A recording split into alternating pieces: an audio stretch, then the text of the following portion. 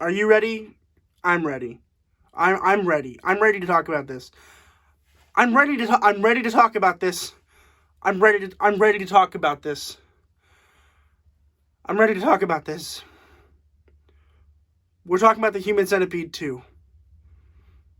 Full sequence.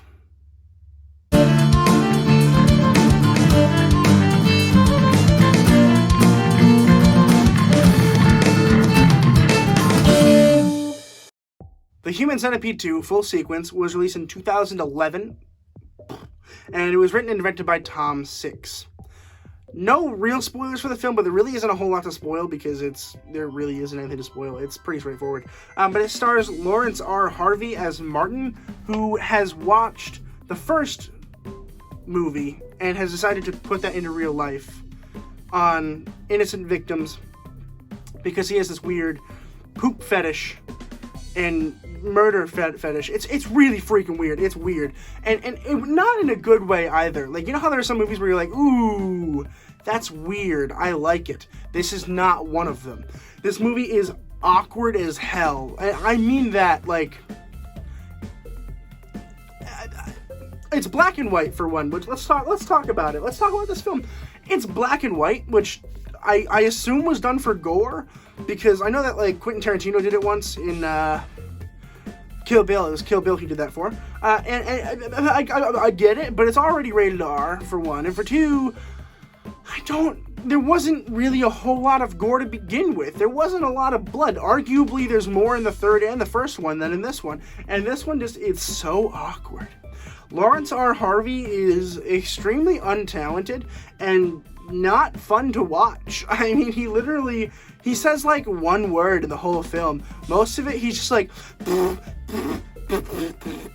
literally, literally though, like not even joking. That's what he does in the entire film. And the grossness of it is not that gross. There's this incredible shitting scene that, like, I was like, oh, that's pretty nasty. But for the most part, like, there's nothing gross about it. The whole centipede thing doesn't happen until the last, like, 20 minutes.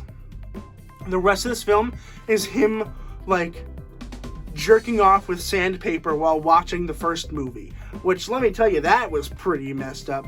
And, like, not in a good way either. I wasn't, like, impressed that Tom Six was like, ooh, let's do this time. Like, no, I don't care.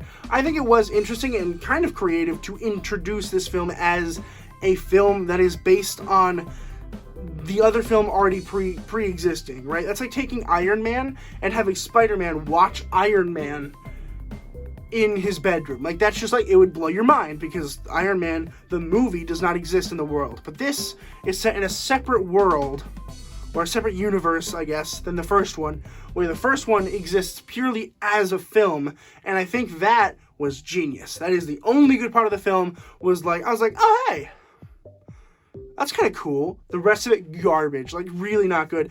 And, like, the ending is not good either, and I can't talk about it a whole lot, but it's just not good.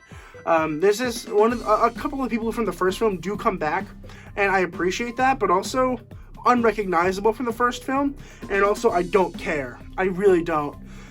They could have had no one return. It might have actually been better. I don't care. They did this whole side tangent where they got this actress who was an actress from the first film to come back to play herself in this film, and she was, like, baited by, like, oh, Quentin Tarantino wants you. First of all, Quentin Tarantino does not want you, okay? He did not watch The Human Centipede and go, that's what I want. Like, I'm sorry, he didn't. And, like, it's an unbelievable storyline, and it goes nowhere. There's nothing interesting, like, at all. Like, literally at all. There's nothing that interesting about this film, and it's not gross enough to keep my attention, and it's not, like, creative enough to, like, make me care to talk about it any longer than I already have. I recommend watching the first one because it isn't awful compared to this one. I think you should skip this one. I personally don't like it. I'm going to go ahead and give The Human Centipede 2 full sequence an F+. Have you seen this one? Let me know in the comments below what you thought of it if you have. If you haven't, I rented it on YouTube, so you can find it there for like $4 on HD. Not bad. I wouldn't recommend watching it if you can help it, because really, it doesn't do anything. It's not gory, it's not bloody, it's kind of gross at the end, but for the most part, it's just a drag in a weird comedy movie almost.